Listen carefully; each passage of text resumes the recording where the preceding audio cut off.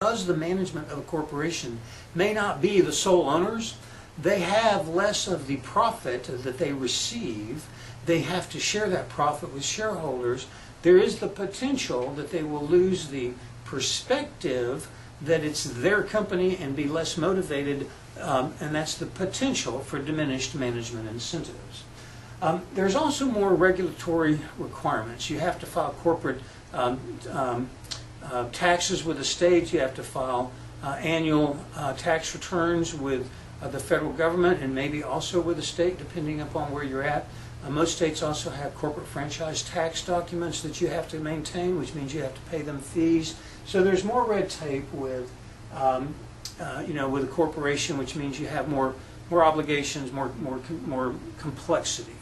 And then finally, you have the potential of loss of control among the founders. And so as a corporation sells more and more stock over time, the founders, the original people that started the company, the corporation, tend to have a diminished ownership level. So they can end up with their ownership diluted to the point that they could potentially lose control. But you can see that coming well before it happens, so it's not something that's going to happen as a surprise. Now, when you file your articles of incorporation, you're going to have a registered agent and an incorporator. The registered agent is the person that's responsible for being served papers by the state if there's a reason for the state to contact the corporation. A lot of times the attorney will be the registered agent, but you don't have to have an attorney as a registered agent.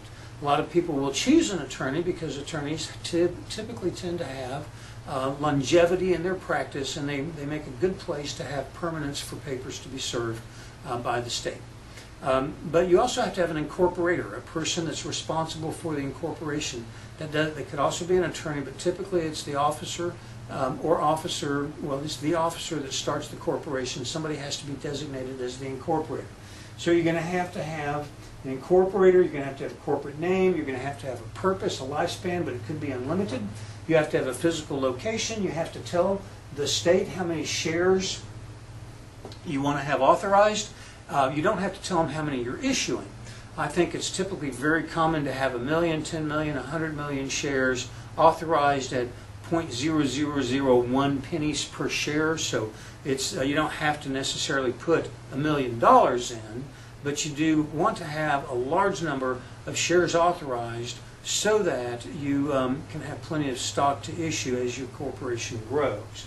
You also have to put a certain amount of capital up to start a corporation. Typically it's $1,000, though that can vary. You also have to have provisions for preemptive and dilutive rights, and those are typically covered in your shareholder restrictions. Now, it's a good idea to have a shareholder agreement, and the reason is if you're starting a corporation, you do not want to have your shareholders just selling their stock willy-nilly to anybody. That could end up causing you a problem at a later point in time, because maybe your company's grown to the point that you either want to sell it to somebody or you want to take it public. In either one of those situations, you need to have a firm grasp of who the shareholders that currently own your stock are. And if you don't restrict your shareholders' ability to sell the stock, then you'll end up having trouble at that point in time. And that's the last thing in the world you want to do is get to a liquidity event, the sale of your company or the taking of your company public on an IPO market, and then not be able to do so because you had a problem knowing who your shareholders were. That's just something you can prevent by having a shareholder agreement.